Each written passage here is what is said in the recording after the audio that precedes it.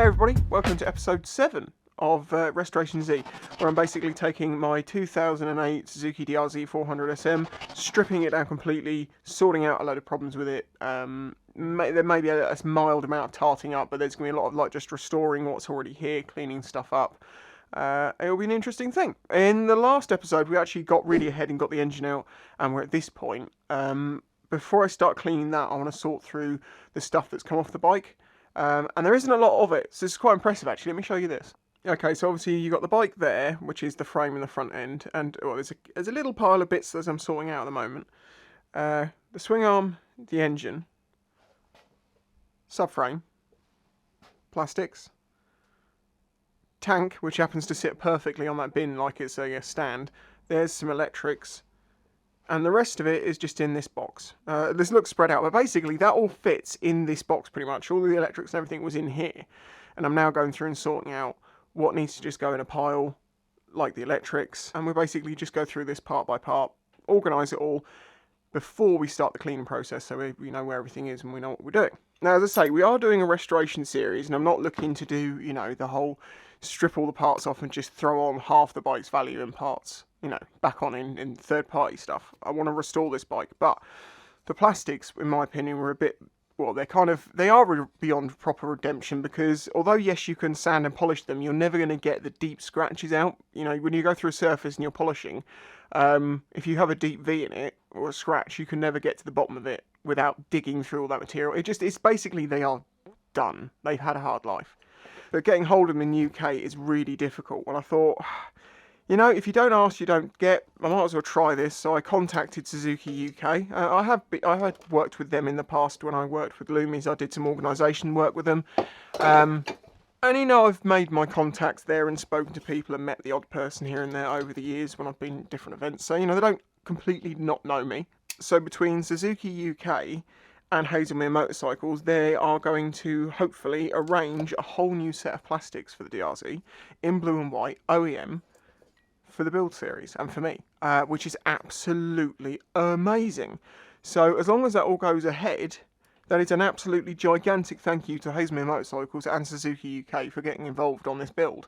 Mark from Haslemere has been absolutely amazing to help me out in this one. But then Mark has always said, I'm really grateful for the work you've done with us, and we'd like to repay you somehow, and this seemed like a perfect opportunity. So, yeah, it's absolutely awesome. So that's going to make a huge difference to really changing the look of this bike, because the plastics are just so much of what you see, and they're all so faded and old, so it's absolutely outstanding.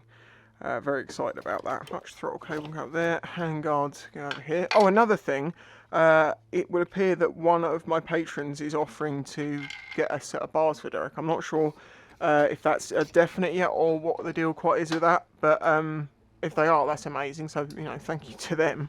It might get a bit tricky because I don't actually have a PO box anymore, so I'm not quite sure how they're going to plan around that one, but we'll see. What's this? Small plastic flap on rear swing arm. So that is literally all the nuts and bolts in the bike that I've had to take off. The rest of them are left in the holes on the bike. Although with these need cleaning up as well, so that's going to go down here.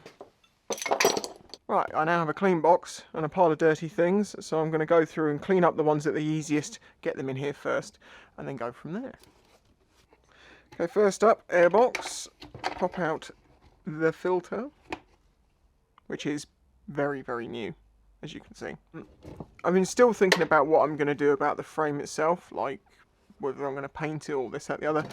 And obviously people have said, the best thing to do is to send it off and get it powder coated, and obviously that would be the best thing, but it's also going to be the most expensive, so I don't think that's going to be an option. The other option is I completely spray the frame myself, which is doable because I can either rattle can it, or I do have an air compressor here, and my brother has lent me a detailing spray gun, small one, so it will be perfect for doing the frame. It's only a small size, so there is an option there that if I paint it I can do it properly using a 2-pack rather than rattle cans. Then again, I could just clean up the parts that need painting and try and hope to colour match them best I can, because otherwise to properly repaint it I am going to have to completely strip the frame down, and doing that by hand is going to be quite difficult when you could just send it off and get it dipped. But then again, I don't know what complications there is when it comes to powder coating that frame because it's a dry sump, so it's got open areas for oil, and if oil gets into powder coating chambers, it's really bad. They don't like it. So I don't know what the deal with that will be. Although obviously I know people have had DRZ frames powder coated, so it's obviously doable. But I don't know if there's inherent extra costs because of it. I don't know. I still haven't got underneath the dirt to see how bad it is, to be fair. And I was going to do that, you know, I'm kind of dying to do that because the frame's the big job before we can start rebuilding, but I want to just get the worst of the dirt off this easy bits, just so it can be stored away and it's clean and ready to use when we get it back out.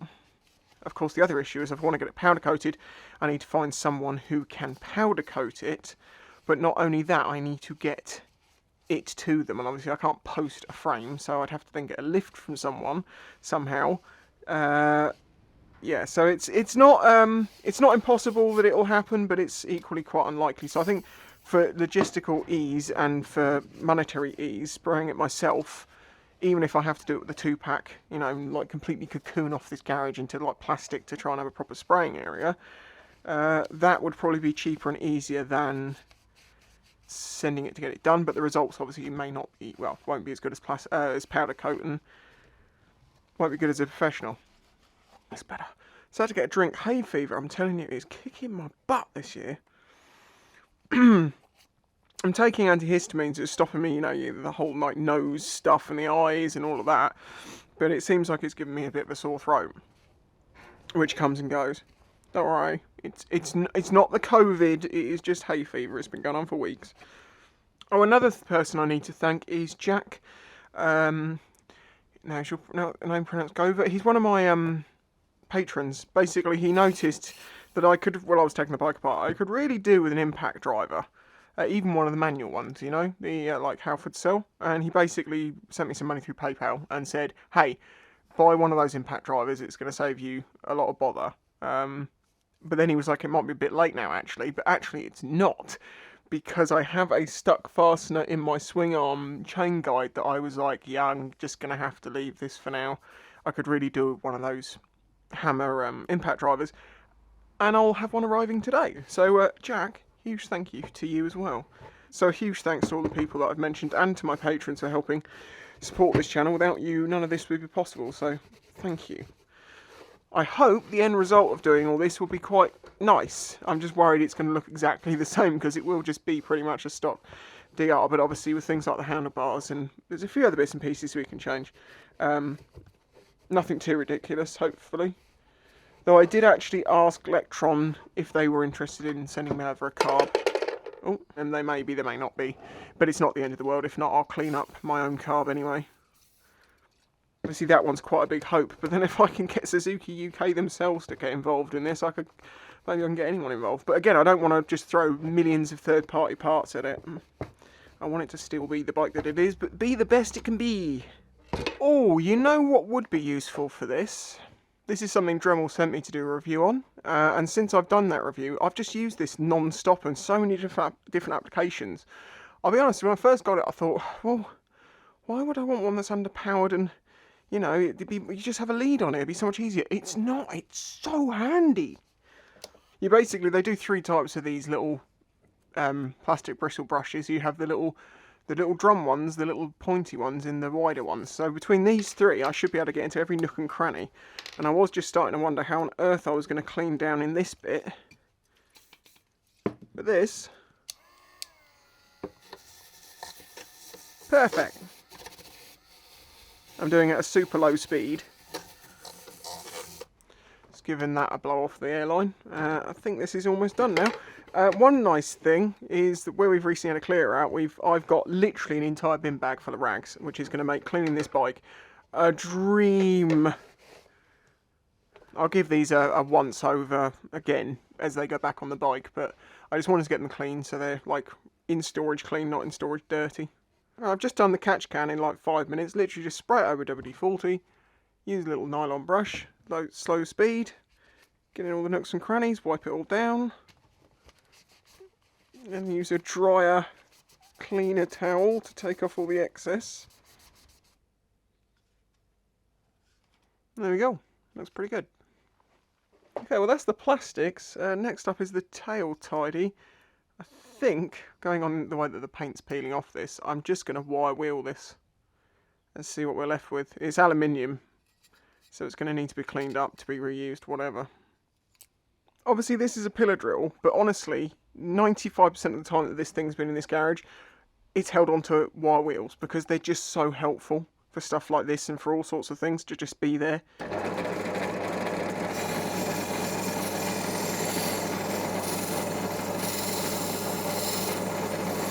I'm pretty sure this is a powder coat on this, and once it broke somewhere and oxygen got in, the aluminium oxidised and now it's all flaking off.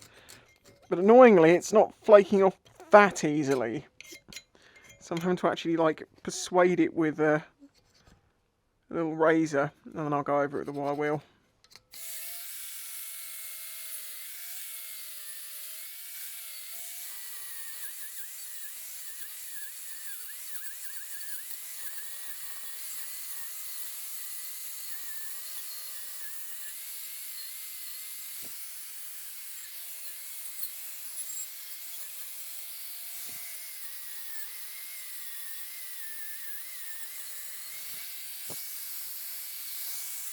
You see that powder coat was really holding on in places and not in others. This is slightly bent now. Or it may have been slightly bent before. This will have probably happened green laning, but no bother, because it's straight now. That's the tail tidy all cleaned up for now. This is aluminium. That was a powder coat that was on it. I'm going to spray this with some WD-40 to stop it oxidising too much, but before I paint it I'll give it a sand down, or maybe even a key up before I prime it, and that will take the aluminium oxide off. Then I'm not really worried about it getting too oxidised now because, well, I can just buff it off again. Okay, I've just gone over that and cleaned it and then gone over the wire wheel, and you can see it's still pretty stained looking. I'm not sure there's anything I'm going to be able to do about that. Have to see. Okay, I thought, well, I'll try the underside with the angle grinder wire brush, and da-da, very nice. So I think that's what I'm going to do. It'll clean them up and it'll also round the corners off. I'm not sure what this is even made of, to be honest, because a magnet does stick to it, but it's not got nearly the amount of draw that straight steel would have.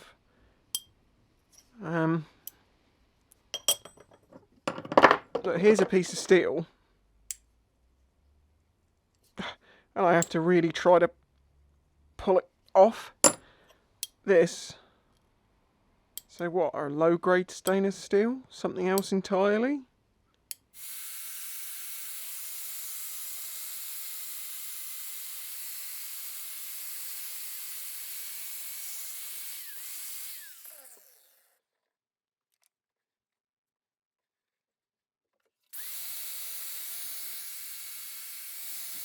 Well, there's a before and after. Noticing the colour difference, I'm thinking there might be some sort of protective coating on this, maybe.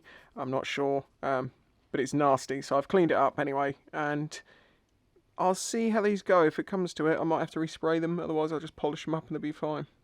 So I've been cracking on. It's interesting to find the mixture of materials that are used on this bike. Like, this is the front engine mount, and as it turns out, the engine mount's slightly offset for the engine. I'm not quite sure why, but anyway, this is aluminium, this was steel, this was rusted really badly, so I've cleaned that up, as you can see. I think I am going to respray all these plates just to protect them. Clean the threads up a bit, and I thought I'd show you this. Tap and die kits like this. This isn't the best one in the world, although I did do a bit of research on Amazon to find a kit where the box, well, basically it seemed like you could get a good box and the taps weren't so good, or you get good taps but the box isn't so good. So I was like, well, I'll just get a crappy box and get good taps. And it comes with everything. Well, I need to clean the thread locker off this, so very gently use the correct tap for the pitch and thread. And only by finger, so you're making sure you're not really cutting anything. And it will cut out all of the thread locker that was there before.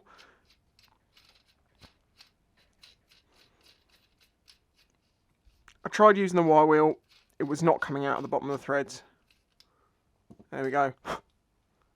Nice and clean, ready to take more thread locker when we put the bike back together. And then I realised, there is a missing engine mount here, and then remembered what one it was. it was that one. And as you can see, this one didn't fare so well. But I'm going to spray it WD-40, give it the same treatment, and see how it turns out.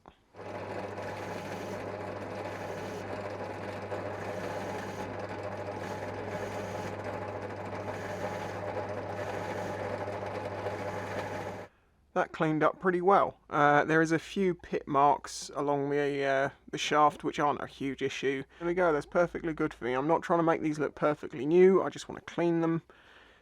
They'll get, you know, protective sprays, they'll get new thread lockers, whatever they need, greases and stuff for each hole. But they are basically ready to be reused. Well, once I've sprayed that. Next up is the rear brake lever. You could use wire wool for this, but I found in the aluminium finishing that I did on clocks that actually scouring pads are very good at getting you even tones. So I used a scouring pad and some WD-40 to get the worst of it off, and then used some very, very fine grade wire wool. One of my subscribers sent me this when I had a PO box. And as you can see, this has come up lovely. It is a little shiny at the moment. I don't want it to be like chrome. But I know that this will oxidise and go just like that, you know, the duller tone that you normally see on aluminium. But it should be nice and even. However, this end piece, I'm pretty sure is steel. Because this does not feel like Ali. Yeah. So that looks like that. That goes in there like that. I'm going to put a little bit of grease on this.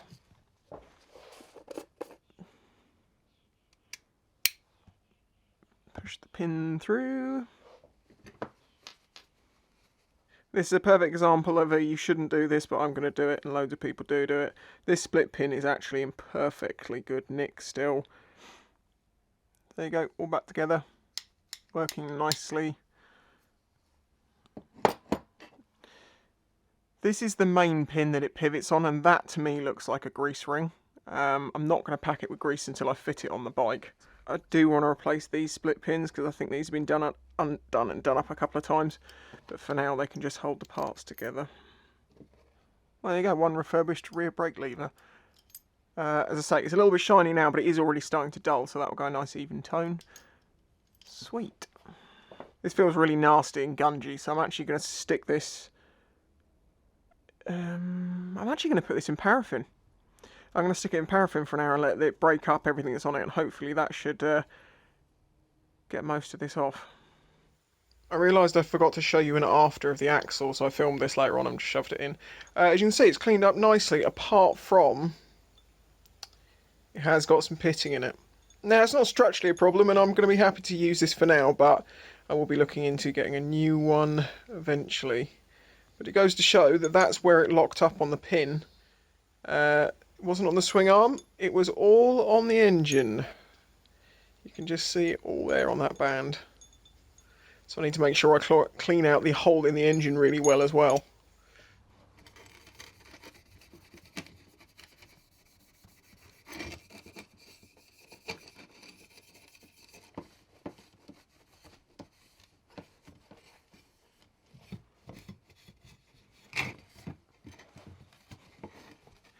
Just cleaned up the sump guard. As you can see, this has got a line of just caned stone chips. This is the underneath of the bike, and this is the front. So the front wheel is clearly flicking them into this plate. Thank God it's been doing its job, because my God, that's hammered. See, why don't they make everything of aluminium? Well, I do know why, but I just love how quickly it cleans up and how you don't have to worry about rust or anything like that. That's the best that's going to be. Not going to clean up anymore, get rid of those scrapes. But then even if I had a new one, it would just scrape up again, so it doesn't matter. Oh yeah, I made a decision regarding the pillion pegs. I'm not going to clean these up just yet because I'm actually not going to put these back on the bike. Jutoro Euler, which was all on the left side, I'm not fussed about having back on there because I want to try and use dry lube. And on the right side, all I need to do is make a plate like that. That top bit there. I could even, if I wanted to, just chop that through there, but then if I wanted to have a pillion peg again, it would be nice to be able to just shove this back on. see these are rusted anyway, so they needs completely redoing, respraying. So I don't need to worry about cleaning up those right now. That will be an after project. Exhaust is pretty bad. That's plastic. This is rust. I'm not quite sure how I'm going to clean this up. Thankfully, this is all surface. There's nothing structural going on. Before I clean these up, I'm going to measure between centres. I can never read the scale on these properly, so I tend to just do this with them. But that is quite clearly 12 centimetres. So I need to know whether those are raising or lowering. To my understanding, these links are raising the bike up a little bit. It's a bit taller than other ones, but I will have to double check that. And because if I do want to reuse these, I'm going to have to repaint them because they're getting pretty nasty. You can see it's all flaking off. I'm not going to bother doing that yet until I know that I'm definitely wanting to reuse them. Because if this is lowering it, I want to get them off. But I don't think it is. So, next step will be... I will know what to do with these and I'll get those cleaned up. We'll get the frame cleaned up, assuming my tool turns up and I can try and take that chain guard off. I'm not sure if I'm going to try and get a new one or not. It's quite scored. Don't know. We also need to get this off at some point, which should be fairly easy enough. Take that off, bars out, that off, yep, falls out. So as always, a massive thank you to my Patreon supporters. If you want to join my Patreon for as little as $1 a month, links in the description. Videos early, all that good stuff. Thanks for watching. If you're enjoying this video, hit the like button, subscribe if you want to see more. You can go back to the beginning of the playlist, which is linked in the description to see from episode 1. And I'll catch you next time. Bye-bye. If you enjoyed this video, please remember to hit the like button and subscribe to see future videos. This channel is made possible by the support of the audience. Please consider joining my Patreon to get early access to videos, questions answered in the monthly Q&A, your name on screen, and some exclusive content, all for as little as $1 a month. You can also check out the links in the description to my merch and other ways to directly support the channel. Thanks for watching.